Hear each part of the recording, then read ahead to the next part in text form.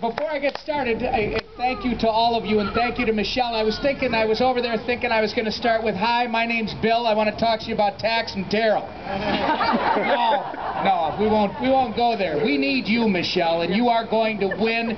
You are going to win decisively, and you're going to go back to Washington and champion. Thank you. Because this just isn't about the governor's race. This just isn't about Tom Emmer as a candidate. It has nothing to do with that. This is about all of us. This is about something we believe in, something that our congresswoman has been showing us. When you wear it on your sleeve, when you speak it from your heart, people will stand up and listen. Yes, you will draw fire. But those are people who are not willing to live their life according to principles, and frankly, they're a little jealous when somebody's willing to stand up and say this is the right way to live and challenges them to be better than they are. Thank you, Michelle, for what you and Marcus do. So here, just as one of you, first I want to introduce the best friend that I have in this world. Jackie, come on up here.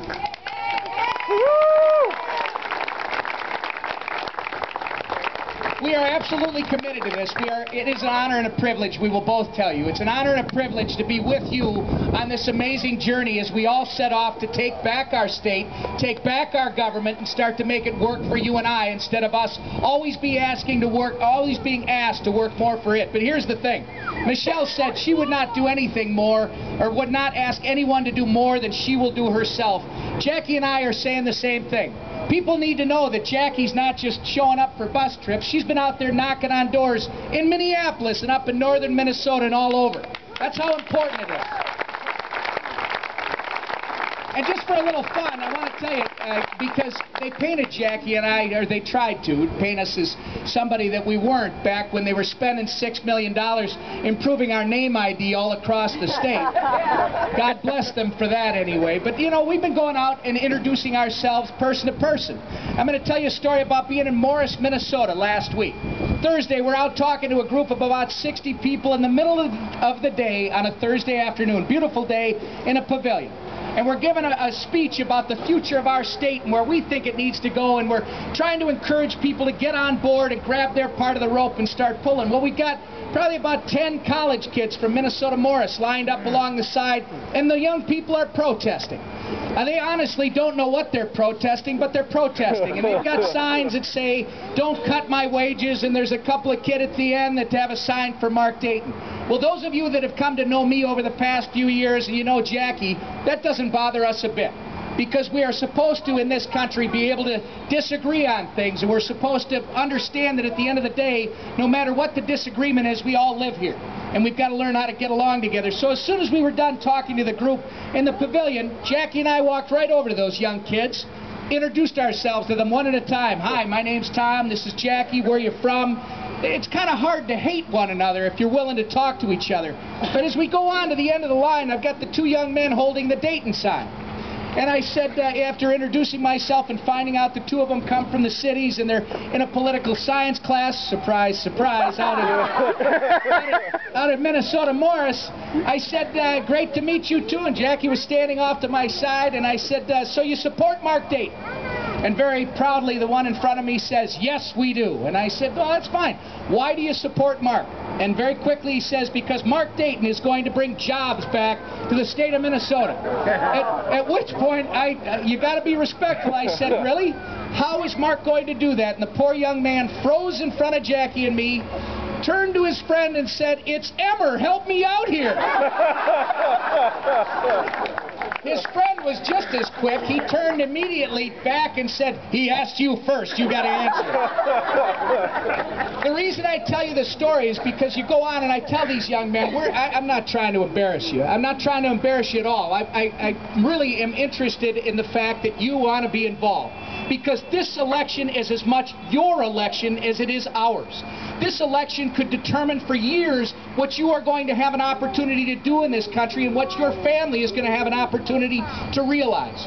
It's important that you understand that, and I'm fine with whoever you want to vote for, but God darn it, do your research and understand who it is you're voting for and why. Take the emotion off and start to think about what it is you want to do with your life and how a candidate could have a serious consequence or provide serious opportunity. And what is it? There are 3 people running for governor in the state of Minnesota. There are only 2 messages. On the one side, we've got 2 guys that talk about raising billions of dollars in new taxes. And yes, they are 2 Democrats. It is not an independent and a Republican. They are 2 Democrats. They talk about raising billions of dollars of taxes. Why? Because they believe that we need to support the unsustainable growth of government at all costs. In fact, at the cost to you and me and Jackie and our kids and their future. That's what they suggest. They believe government should be allowed to grow at whatever pace it wants to, not that it should live within its means. We see a different future for the state of Minnesota. We see a different future for the United States of America. It is time that government start to live within its means and spend what it has rather than what it wants. Now here's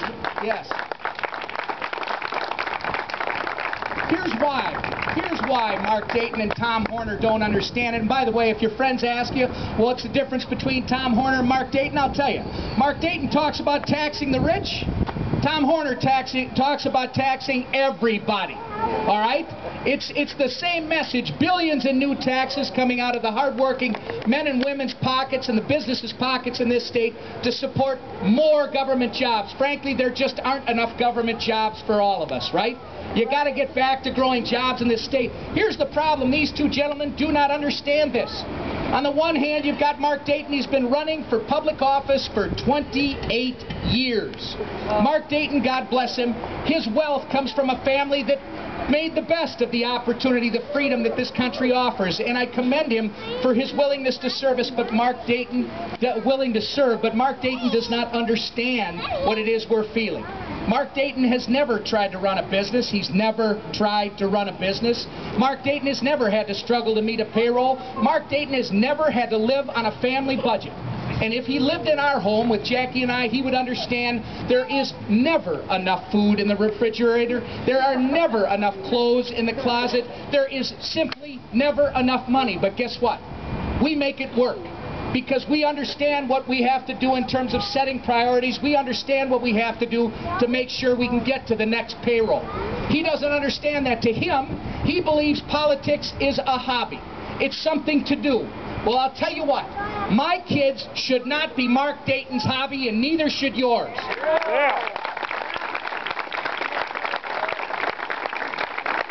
I'm going to close with this. Jackie tells me all the time you got to smile more, and she's probably right. Well, no, because she tells me people got to know that you got a great sense of humor, you like to laugh, you love to have a good time, and I do. But these are serious times. I will smile a lot once we get started on the next part of the job, which is actually reducing the size of government and creating new jobs in the state of Minnesota. Then you will see me start to smile a lot again. But in the meantime, I'm going to be deadly serious about the future for this state and our kids. Because serious times, again, require serious people that are ready to do what needs to be done. And that's what we're about, everybody here. So here's what we ask you to do, and you've heard it from others. This is the charge. There are 24 days. I thought it was 25, but who's counting, right? There are 24 days left. 24 days left to finish what we've started. Over the years, a lot of the people that are here, including Jackie and I, at times, we've been busy raising our families, running our business, trying to make a life outside of government, and we've left governing to people who wanted to do it, right? People who didn't have the experience, don't have the understanding. Well, look where that got us. It is time. We can no longer wait for somebody else to do the job that we know needs to be done. It's only you and I and everybody else in this state that understands that the future for our kids is on the line. We must give everything we have for the next 24 days. We must run with all we've got to the top of that hill on November 2nd so that when we get up on November 3rd, we know 2 things. 1, we did not leave anything on the table. We did not leave anything to chance. And 2, we are successful, and we're going to St. Paul in January to make a difference. Woo!